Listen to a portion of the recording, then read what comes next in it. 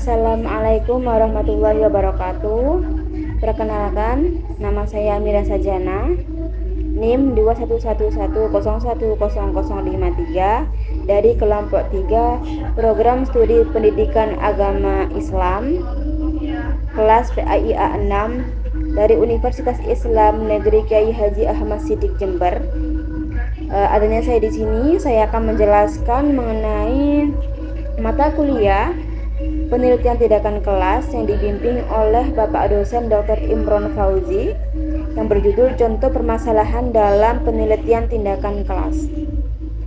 Sebelum memasuki ke pembahasannya, ada dua materi yang akan saya bahas di sini. Yang pertama yaitu sasaran atau objek yang dapat diteliti dalam penelitian tindakan kelas. Kemudian yang kedua yaitu contoh permasalahan pembelajaran dalam penelitian tindakan kelas. Langsung saja, saya akan membahas ke materi yang pertama yaitu sasaran atau objek yang dapat diteliti dalam penelitian tindakan kelas. Yang pertama yaitu ada siswa, kemudian ada guru, materi pembelajaran, media pembelajaran, hasil pembelajaran, dan yang terakhir yaitu lingkungan. Yang pertama yaitu dari siswa. Jadi siswa ini dapat diteliti atau dapat dicermati saat proses pembelajaran berlangsung, baik yang dilakukan di dalam kelas maupun di luar kelas. Di luar kelas ini seperti laboratorium, lapangan, maupun perpustakaan. Kemudian yang kedua yaitu guru. Guru juga dapat dicermati atau dapat diteliti saat mengajar di kelas atau sedang memimpin proses pembelajaran. Kemudian yang ketiga yaitu materi pembelajaran. Nah, materi ini tuh juga dapat diteliti saat proses pembelajaran, apakah materi yang disampaikan ini tuh sudah sesuai dengan peserta didik atau sesuai dengan tingkatan peserta didiknya.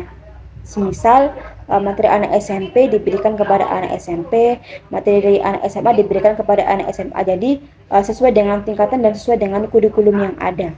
Kemudian yang keempat yaitu media pembelajaran. Nah, media pembelajaran ini tuh juga dapat dilihat saat proses pembelajaran, apakah dalam proses pembelajaran itu media yang digunakan ini sudah cukup atau sudah sesuai dengan materi yang disampaikan, dan apakah media ini tuh dapat membantu peserta didik untuk memahami materi yang disampaikan. Kemudian yang kelima yaitu hasil pembelajaran.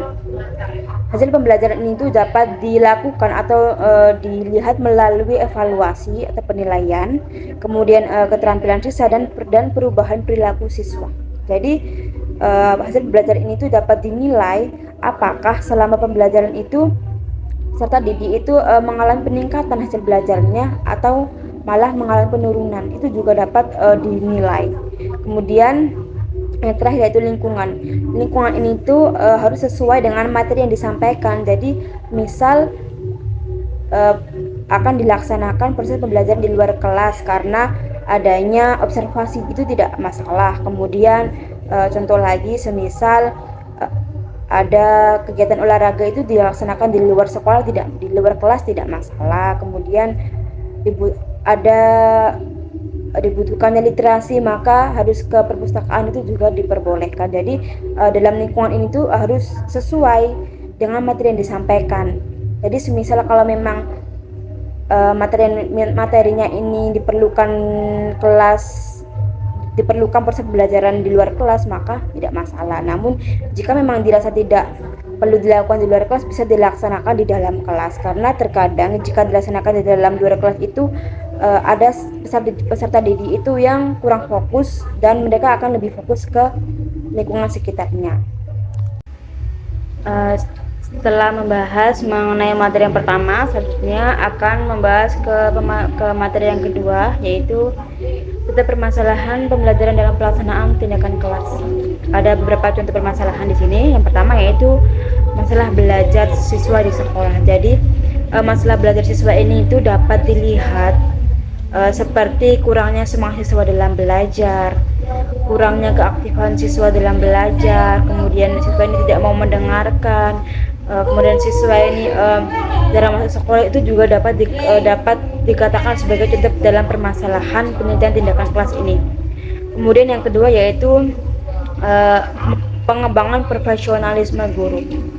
Seorang guru kan memang harus profesional, yang mana seorang guru ini juga harus mampu mendidik, mengajar, membimbing, mengarahkan, menilai dan lain-lain. Jadi seorang guru ini juga harus mampu meningkatkan mutu perencanaan, pelaksanaan dalam pembelajaran. Jadi guru ini selain harus memberikan ilmu, juga harus mampu meningkatkannya, karena itu juga dapat dikatakan sebagai sebuah permasalahan kenapa guru ini tidak dapat meningkatkan mutu pembelajarannya atau mutu kegiatan dalam pembelajaran. Kemudian yang ketiga yaitu ada pengelolaan dan pengendalian. Nanti misalnya pemberian teknik memberikan motivasi dan teknik bagaimana mengembangkan potensi diri siswa. Jadi pendidik juga harus memberikan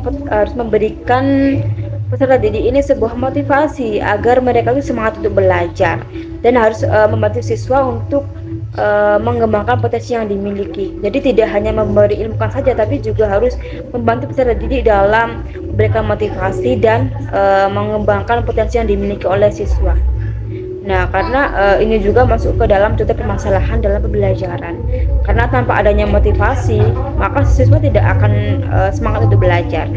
Kemudian yang keempat yaitu desain dan strategi pembelajaran di kelas. Tadi strategi yang digunakan dalam pembelajaran ini tuh apakah sudah sesuai dengan peserta didik?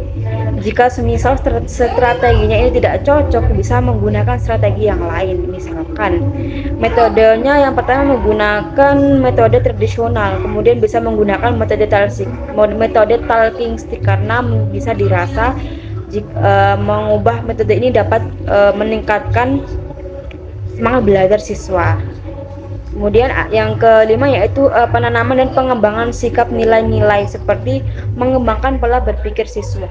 Jadi siswa ini selain belajar pasti kadang pola pikirnya itu berbeda-beda. Jadi bisa dikatakan bahwa seorang guru itu juga harus berpikir, harus membantu siswa bagaimana sih agar siswa ini itu misal dalam pembelajaran tidak bermain, itu kan juga masuk ke contoh permasalahan pola pikir siswa itu seperti apa, kenapa saat pembelajaran dia malah bermain bukan belajar. Kemudian ada alat bantu dan pengembangan sikap serta nilai-nilai, itu mengembangkan belajar siswa. Tadi ini yang pertama, itu yang tadi ya. Kemudian yaitu ada alat bantu dan sumber belajar, misalnya penggunaan media yang digunakan ini apakah sudah sesuai dan apakah sudah cocok diterapkan dalam pembelajaran ini. Jadi semisal kurang cocok ya kita menggunakan alat bantu yang lain atau media yang lain, yang mana dalam penggunaan media ini dapat mempermudah siswa dalam belajar. Itu juga dapat dikatakan sebagai contoh permasalahan dalam penelitian tindakan kelas ini.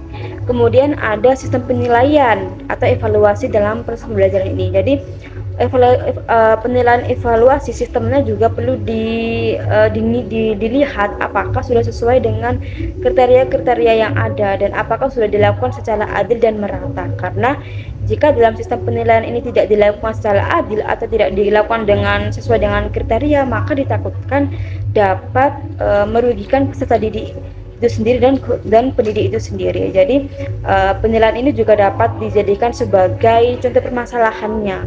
Kemudian yang terakhir yaitu masalah kurikulumnya.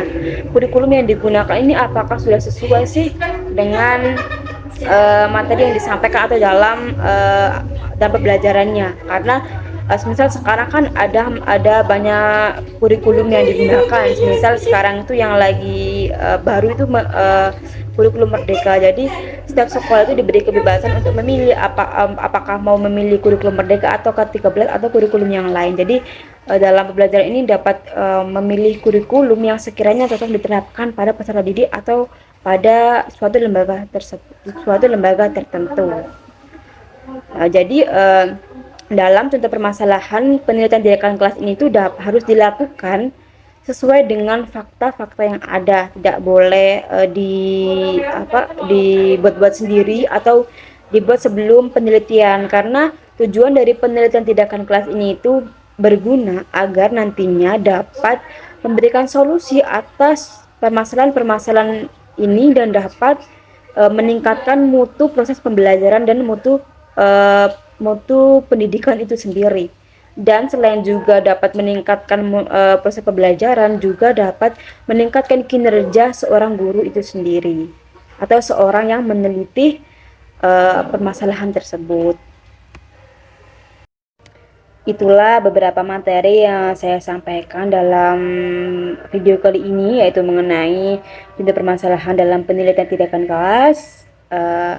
Saya akhiri, semoga apa yang saya sampaikan pada pembahasan kali ini dapat memberikan manfaat bagi saya dan bagi kita semua. Dan sebelumnya saya memohon maaf apabila terdapat kesalahan kata, kalimat maupun penyampaian materi dalam pembahasan kali ini, karena saya juga masih dalam proses belajar. Sekian, wassalamualaikum warahmatullahi wabarakatuh.